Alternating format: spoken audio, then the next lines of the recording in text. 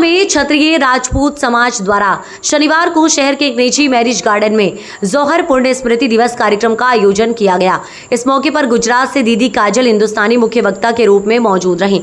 उन्होंने कार्यक्रम में उपस्थित महिलाओं और बेटियों को मार्गदर्शन किया।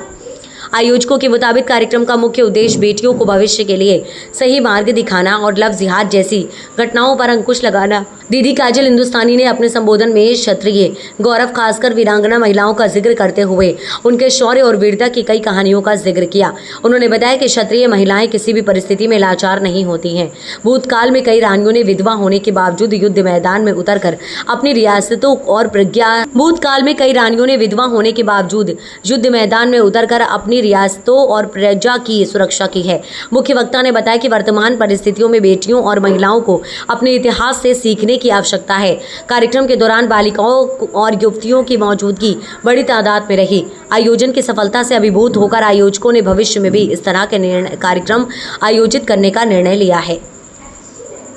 पद्मिनी माता ने इसलिए जौहर कुंड में कूदकर अपने प्राणों का बलिदान दिया था कि फिर भविष्य में हमारी जो बहन बेटियां हैं वो इन मुसलमानों के साथ भागकर निकाह करेगी और इस्लाम स्वीकार करेगी। क्या उन्होंने इसलिए बलिदान दिया? क्या छत्रपति शिवाजी महाराज ने इसलिए बलिदान दिया? क्या धर्मवीर संभाजी महाराज ने औरंगजेब की जेल में 40 दिनों तक यातनाएं सहन करी? उनका आप इतिहास देखेंगे, बच्चों को पता भी नहीं पता होगा क्योंकि इतिहास में वो आया नहीं। स्कूल के शिक्षक गणित और विज्ञान पढ़ाने तक रह गए। स्कूल की किताबों में अकबर महान था वो सिखाया गया और घर में माता पिता ने अपने पुरखों का गौरवशाली इतिहास बच्चों को बताया ही नहीं। हम उस देश से है कि जहाँ धर्मवीर संभाजी महाराज कोई कमी थी, बहुत पैसा था, राजपाट था, सब कुछ तो था। औरंगजेब ने कहा मेरे सामने झुक जा और इस्लाम स्वीकार कर, पर महाराज ने कहा ना तो मैं झुकूंगा ना मैं इस्लाम स्वीकार करूंगा। पहले दिन उनके हाथ के नाखून काटता है औरंगजेब, खींच के निकालता है और कहता है बोल इस्लाम स्वीकार करेगा?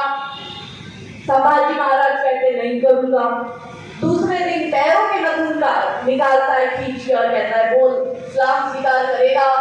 तो महाराज जी कहते हैं कि मैं इस्लाम स्वीकार नहीं करूंगा। ऐसे करके हर रोज एक यातनाएं दी। जब उनकी आंखें फोड़ी, उसको जब गरम लोहे का सरिया उनकी आंखों में डाल रहे थे तो औरंगजेब ने कहा बोल तू इस्लाम स्वीकार करता है? तो धर्मवीर संभाजी महाराज कहते मर जाऊंगा पर इस्लाम स्वीकार नहीं करूंगा। उनके हाथों की स्कीन चमड़ी निकाली है औरंगजेब ने और निकालते वक्त कहता है बोल स्वीकार करेगा? महाराज कहते हैं नहीं स्वीकार करूंगा। और अंत में वो महाराज को मारने से पहले महाराज के पास जाता है और कहता है औरंगजेब कि हे छत्रपति शिवाजी महाराज के वीर सपूत धर्मवीर संभाजी महाराज, तुम्हारी तरह शौर्यवान और वीर अगर मेरा एक भी बेटा होता ना तो मैं पूरे भारत पे कब्जा कर लेता। तेरे में वो शौर्य है कि वो शौर्य